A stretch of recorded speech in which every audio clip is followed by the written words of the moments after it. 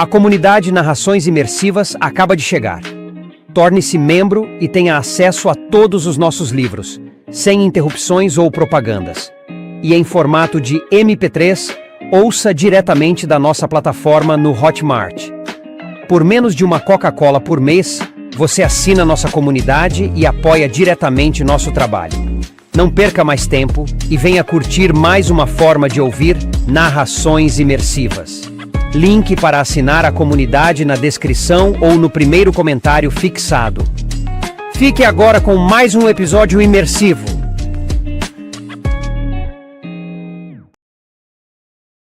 Percy Jackson e os Olimpianos. Escrito por Rick Riordan.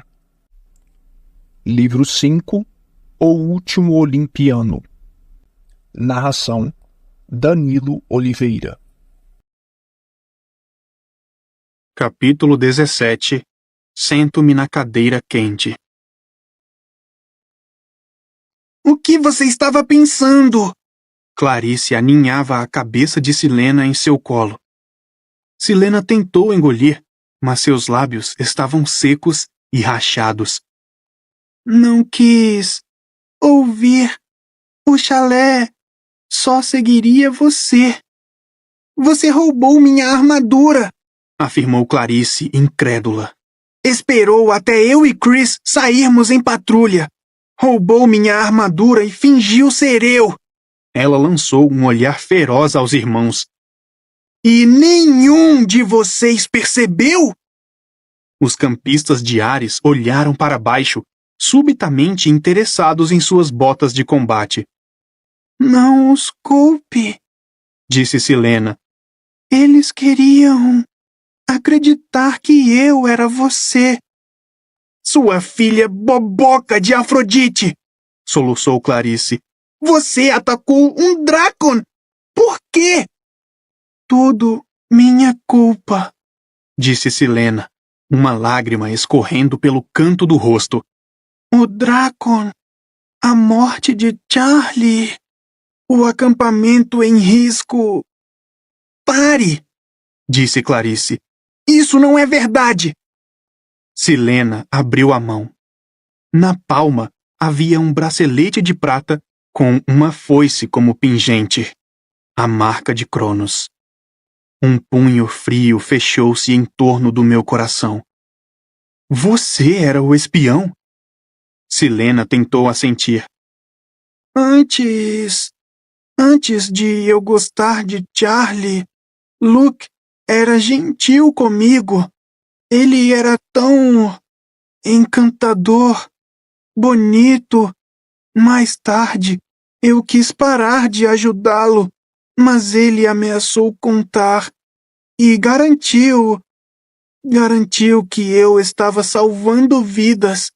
Menos pessoas se machucariam. Disse-me que não machucaria Charlie. Ele mentiu para mim. Meus olhos encontraram os de Annabeth. O rosto dela estava sem cor.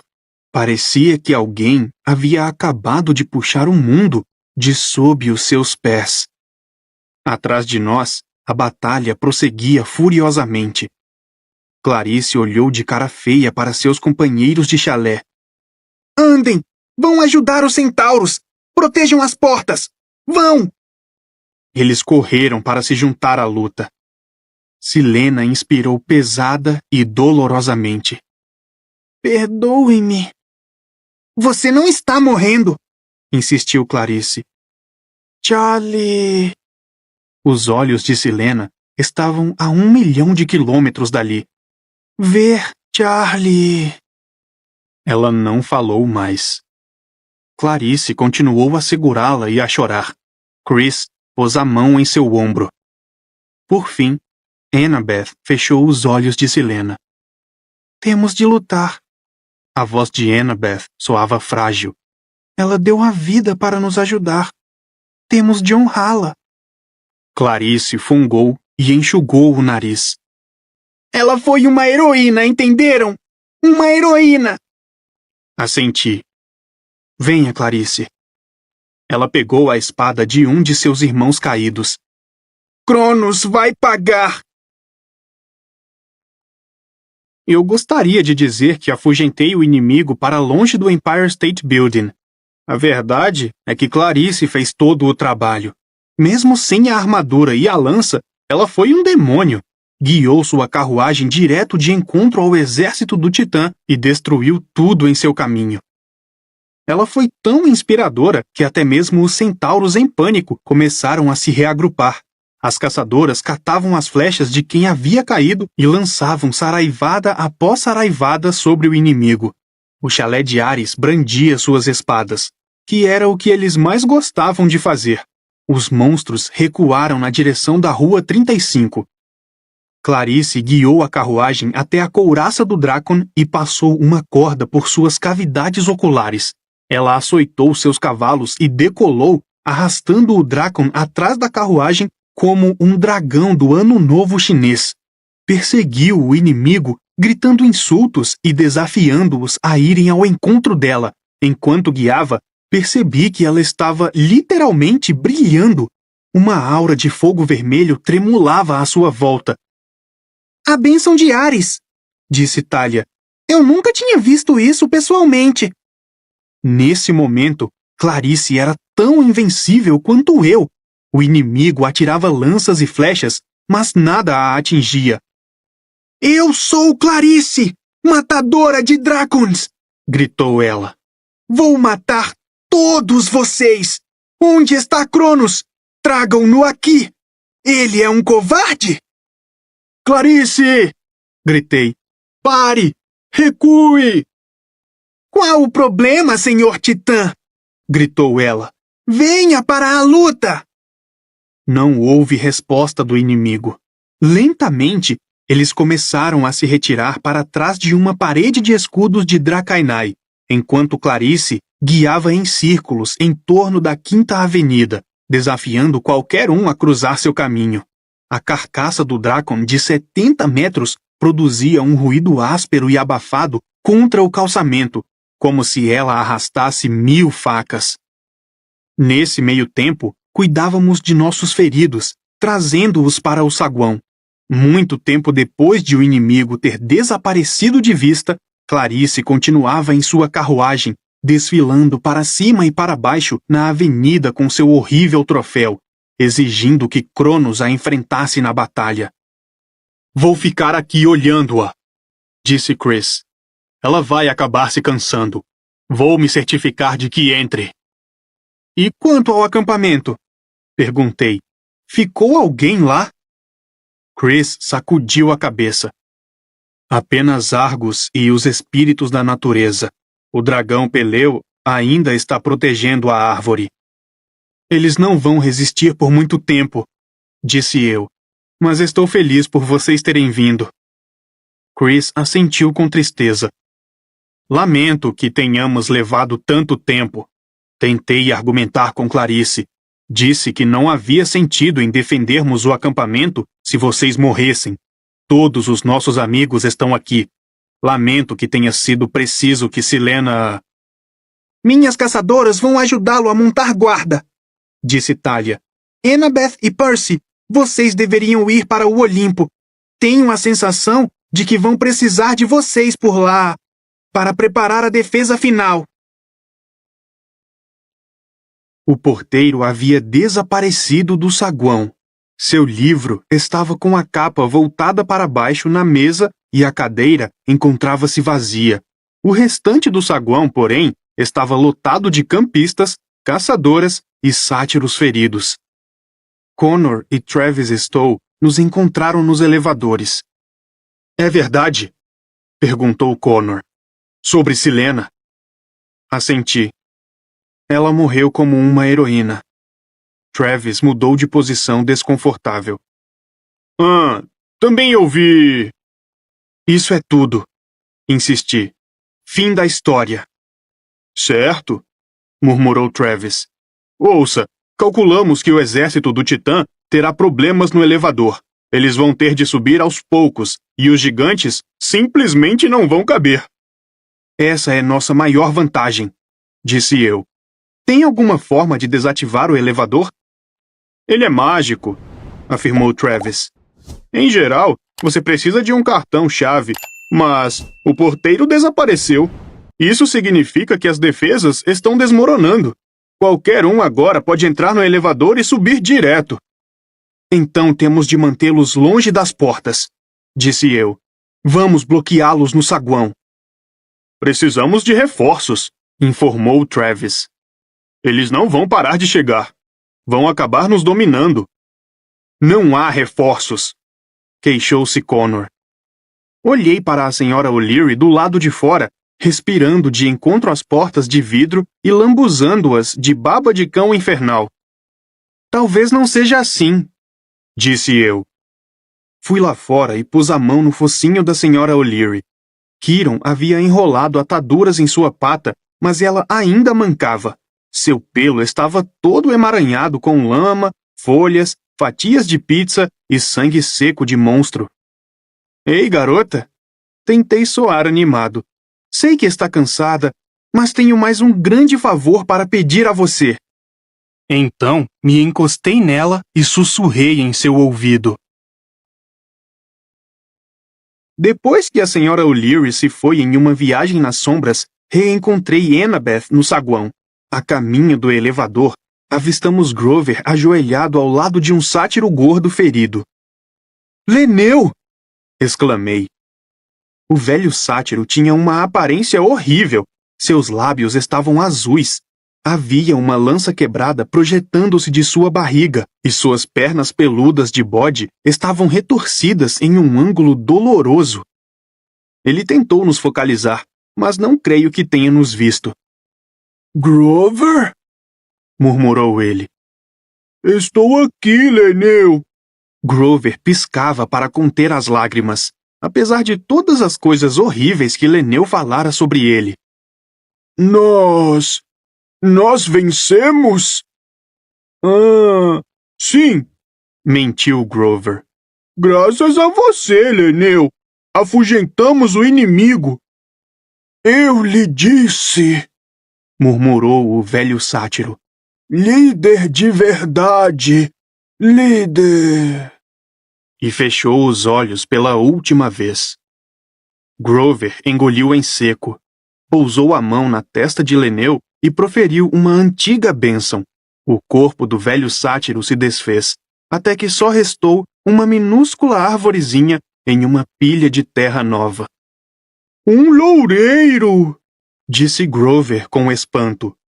Ah, aquele velho bode de sorte! Ele tomou a arvorezinha nas mãos. Eu devo plantá-lo, no Olimpo, nos jardins. Estamos indo para lá, disse eu. Venha. Começou a tocar uma música orquestrada enquanto o elevador subia. Pensei na primeira vez que eu visitara o Olimpo, quando tinha 12 anos. Annabeth e Grover não estavam comigo naquele dia. Fiquei feliz por estarem agora. Tinha a sensação de que essa poderia ser nossa última aventura juntos. Percy, disse Annabeth baixinho. Você tinha razão em relação a Luke.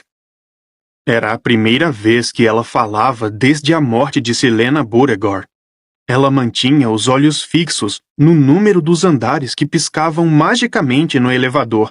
400, 450, 500. Grover e eu nos entreolhamos. Annabeth, disse eu sinto muito. Você tentou me dizer. Sua voz estava trêmula. Luke não é bom. Eu não acreditei em você até saber como ele usou Celaena. Agora eu sei. Espero que esteja feliz. Isso não me deixa feliz. Ela encostou a cabeça na parede do elevador e não olhou para mim. Grover segurava com cuidado o pequeno loureiro. Bem, é mesmo muito bom estarmos juntos outra vez. Discussões, risco de vida, terror abjeto. Ah, olhem, é o nosso andar. As portas tilintaram e saltamos para o caminho aéreo. Deprimente não é uma palavra que com frequência descreva o Monte Olimpo, mas agora era assim que ele estava, Não havia fogo iluminando os braseiros, as janelas estavam escuras, as ruas desertas e as portas bloqueadas. O único movimento que se via era nos parques, que haviam sido transformados em hospitais de campanha. Will Solace e os outros campistas de Apolo andavam de um lado para o outro, cuidando dos feridos. Náiades e Dríades tentavam ajudar, usando canções mágicas da natureza para curar queimaduras e eliminar venenos. Enquanto Grover plantava a arvorezinha de louro, Annabeth e eu circulávamos, tentando animar os feridos. Passei por um sátiro com uma perna quebrada, um semideus envolto em ataduras da cabeça aos pés e um corpo coberto pela mortalha dourada do chalé de Apolo. Eu não sabia quem estava debaixo dela, nem queria descobrir. Meu coração pesava como chumbo, mas tentávamos encontrar coisas positivas a dizer. Você estará de pé lutando contra os titãs logo logo, disse eu a um campista. Você está ótimo, disse Annabeth a outro. Leneu se transformou em um arbusto, disse Grover a um sátiro que gemia. Encontrei Pólux, o filho de Dioniso, recostado em uma árvore. Tinha o braço quebrado, mas no geral parecia bem. Ainda posso lutar com a outra mão, disse ele, rangendo os dentes. Não, repliquei. Você já fez bastante. Quero que fique aqui e ajude com os feridos. Mas... Prometa que vai ficar em segurança, pedi. Está bem? É um favor pessoal. Ele franziu a testa indeciso. Afinal, nós não éramos amigos próximos nem nada, mas eu não ia lhe dizer que era um pedido de seu pai. Isso só iria constrangê-lo. Por fim, ele prometeu e, quando tornou a se recostar, dava para ver que estava um pouco aliviado. Annabeth, Grover e eu continuamos andando na direção do palácio. Era para lá que Cronos seguiria. Assim que subisse pelo elevador, e eu não tinha a menor dúvida de que ele conseguiria, de uma forma ou de outra, destruiria a Sala dos Tronos, o centro do poder dos deuses. As portas de bronze se abriram com um rangido. Nossos passos ecoaram no piso de mármore. As constelações piscavam friamente no teto do grande salão. A lareira havia se reduzido a um brilho vermelho fraco. Hestia, na forma de uma garotinha de manto marrom, encontrava-se curvada diante dela, tremendo. O Ofiotauro nadava desalentadamente em sua esfera de água. Deixou escapar um mugido desanimado ao me ver. À luz do fogo, os tronos lançavam sombras maléficas, como mãos que tentassem agarrar alguma coisa. Aos pés do trono de Zeus, olhando para as estrelas, estava Rachel Elizabeth Dare. Ela segurava um vaso grego de cerâmica. Rachel? Chamei. O que está fazendo com isso? Ela me olhou como se estivesse saindo de um sonho. Eu o encontrei. É o jarro de Pandora, não é? Seus olhos estavam mais brilhantes do que de hábito, e eu tive um desagradável flashback de sanduíches mofados e biscoitos queimados. Por favor, ponha o jarro no chão, pedi. Posso ver a esperança dentro dele. Rachel correu os dedos pelos desenhos na cerâmica. Tão frágil. Rachel? Minha voz pareceu trazê-la de volta à realidade. Ela estendeu o jarro e eu o peguei. A cerâmica estava fria como gelo. Grover, murmurou Annabeth. Vamos dar uma olhada no palácio. Quem sabe não encontramos fogo grego extra ou armadilhas de Hefesto. Mas... Annabeth deu-lhe uma cotovelada. Certo, gemeu ele. Adoro armadilhas. Ela o arrastou para fora da Sala dos Tronos. Perto do fogo, Hestia estava encolhida em seu manto, balançando-se para a frente e para trás. Venha, disse eu a Rachel. Quero lhe apresentar alguém. Sentamo-nos ao lado da deusa. Lady Hestia, disse eu. Olá, Percy Jackson? Murmurou a deusa. Está esfriando. Fica mais difícil manter o fogo aceso. Eu sei. Os titãs estão próximos, falei. Hestia voltou os olhos para Rachel. Olá, minha querida. Finalmente você veio para o nosso lar. Rachel piscou. Você estava me esperando? Hestia estendeu as mãos e as brasas brilharam. Vi imagens no fogo. Minha mãe, Paul e eu, no almoço do Dia de Ação de Graças, à mesa de nossa cozinha. Meus amigos e eu, em torno da fogueira no acampamento meio-sangue, cantando e assando marshmallows. Rachel e eu, na estrada à beira da praia, no Prius de Paul. Eu não sabia se Rachel via as mesmas imagens, mas a tensão desapareceu de seus ombros. O calor do fogo pareceu espalhar-se por ela. Para reclamar seu lugar junto à lareira, você deve abrir mão do que a distrai. É a única maneira de você sobreviver, disse Hestia. Rachel assentiu. Eu entendo. Espere, eu disse. Do que ela está falando? Rachel respirou fundo, trêmula. Percy, quando vim para cá, pensei que estivesse vindo por você, mas não era. Você e eu... Ela sacudiu a cabeça. Espere, agora eu sou uma distração? Isso é porque eu não sou o herói, ou sei lá o quê? Não sei se consigo expressar em palavras, disse ela. Fui atraída para você porque você abriu a porta para tudo isso. Ela fez um gesto indicando a sala dos tronos. Eu precisava compreender minha verdadeira visão, mas você e eu, juntos, não fazemos parte dela. Nossos destinos não estão entrelaçados. Acho que você sempre soube disso, bem lá no fundo. Eu a fitei. Talvez eu não fosse o cara mais brilhante do mundo quando o assunto eram garotas, mas eu tinha certeza de que Rachel acabara de me dispensar, o que era um absurdo, considerando-se que jamais estivéramos juntos. Então, falei, obrigada por me trazer ao Olimpo, até mais? É isso que está me dizendo? Rachel olhou para a fogueira. Percy Jackson? Disse Hestia. Rachel disse-lhe tudo o que pode. A hora dela está chegando, mas a sua se aproxima ainda mais rapidamente. Você está pronto? Eu queria me queixar que não estava nem perto de estar pronto.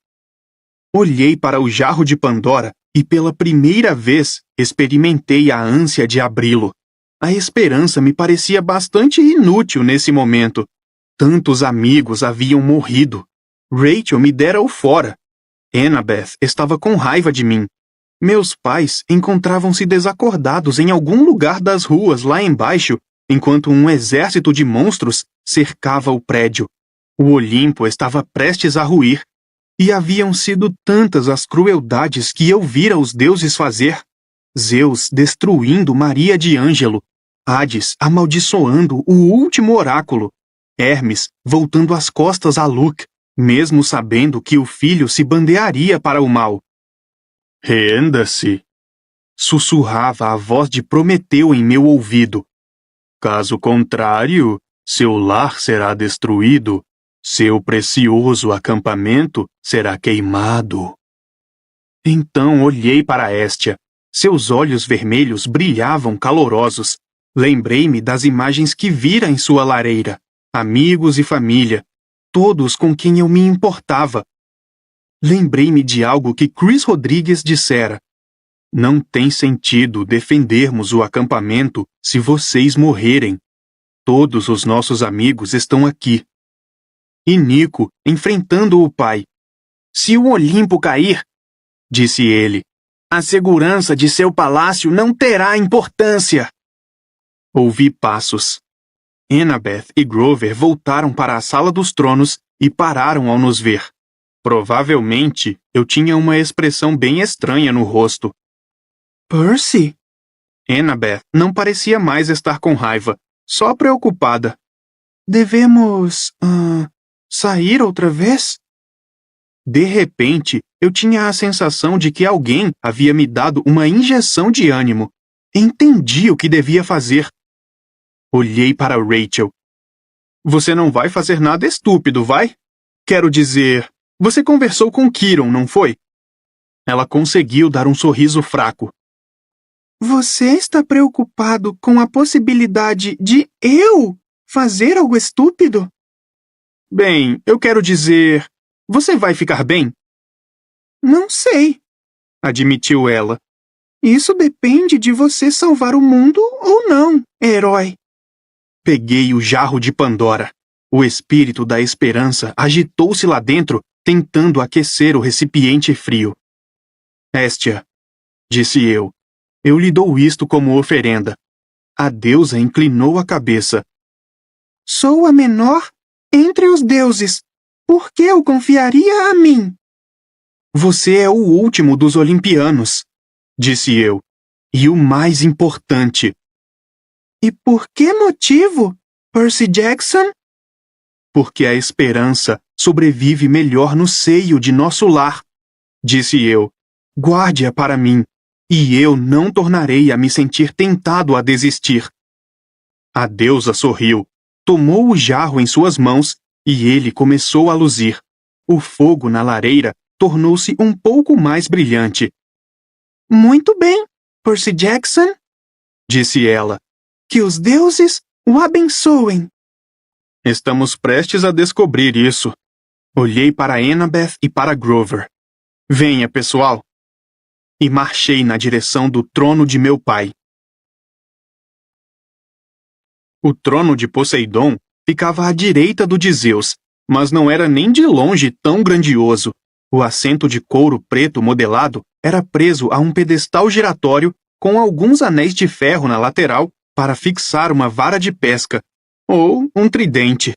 Basicamente, parecia o assento de um barco de pesca em alto mar, no qual você se acomodaria para caçar tubarões, marlins azuis ou monstros marinhos. Os deuses, em seu estado natural, têm cerca de 5 metros de altura, portanto, eu só conseguia alcançar a beira da cadeira se esticasse os braços. Ajudem-me a subir, pedi a Annabeth e Grover. Você está louco? Perguntou Annabeth. Provavelmente, admiti. Percy, os deuses não gostam nada que alguém se sente em seu trono. É uma aversão, assim, do tipo, vou transformá-lo em uma pilha de cinzas, disse Grover. Preciso chamar a atenção dele. É o único jeito, disse eu. Eles trocaram olhares inquietos.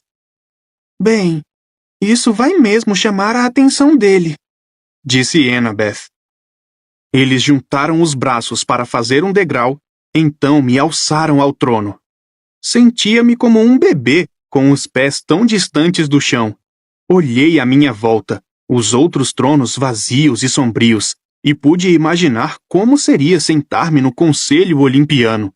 Tanto poder, mas ao mesmo tempo, tantas discussões, sempre enfrentando outros deuses, tentando fazer valer a sua vontade. Seria fácil me tornar paranoico, olhar apenas os meus próprios interesses, especialmente se fosse Poseidon. Sentado em seu trono, senti-me como se tivesse o mar inteiro sob o meu comando, vastos quilômetros cúbicos de oceano agitando-se com poder e mistério. Por que Poseidon deveria dar ouvidos a alguém? Por que ele não deveria ser o maior de todos? Então sacudi a cabeça. Concentre-se. O trono ribombou. Uma onda de ira com a força de um vendaval chocou-se com a minha mente. Quem ousa? A voz parou abruptamente. A raiva recuou, o que era uma coisa boa, pois apenas aquelas 2 palavras quase haviam feito minha mente explodir em estilhaços. Percy, A voz de meu pai ainda estava furiosa, porém mais controlada. O que exatamente você está fazendo no meu trono?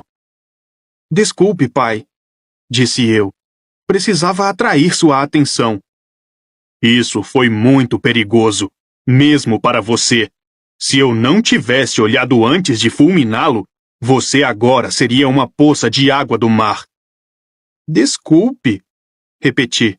Ouça, as coisas estão barra pesada por aqui. Contei-lhe o que estava acontecendo.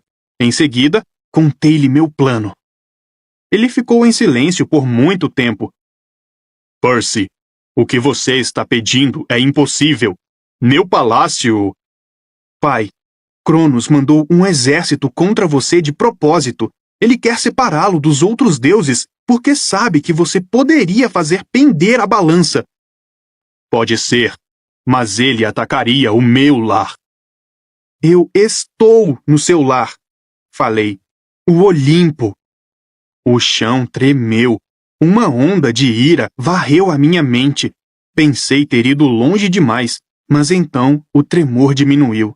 No fundo de minha ligação mental, ouvi explosões subaquáticas e o som de gritos de guerra, ciclopes berrando, tritões gritando. Tyson está bem? Perguntei. A pergunta pareceu pegar meu pai de surpresa. Está ótimo, saindo-se muito melhor do que esperei. Embora manteiga de amendoim seja um estranho grito de guerra. Você o deixou combater? Pare de mudar de assunto. Você se dá conta do que está me pedindo? Meu palácio será destruído. E talvez o Olimpo seja salvo. Tem ideia de quanto tempo levei para reformar este palácio? Só a sala de jogos levou 600 anos. Pai... Muito bem, que seja como você diz. Mas, meu filho, reze para que funcione. Já estou rezando, falando com você, certo? Ah, sim. Bom argumento. Anfitrite, estou indo. O som de uma grande explosão interrompeu nossa conversa. Desci do trono. Grover examinou-me nervosamente. Você está bem? Ficou pálido e começou a fumegar. Eu não fiz isso. Então olhei para meus braços. O vapor ainda subia das mangas da minha camisa. Os pelos estavam chamuscados. Se ficasse sentado ali por mais tempo, teria se consumido em combustão espontânea. Espero que a conversa tenha valido a pena, disse Annabeth. Mu! Disse o Ofiotauro em sua esfera de água. Vamos descobrir logo, repliquei. Nesse exato momento, as portas da Sala dos Tronos se abriram. Thalia entrou. Seu arco estava quebrado ao meio e a aljava vazia. Vocês têm de descer, disse-nos ela. O inimigo está avançando, e é Cronos quem está liderando.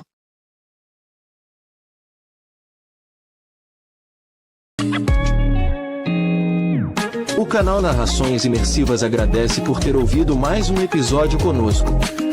Acompanhe nossa página no Instagram e fique por dentro de todas as novidades do canal. E se você vê valor nesse projeto, considere apoiá-lo. Faça parte da nossa comunidade no Hotmart. Até a próxima com mais uma narração imersiva.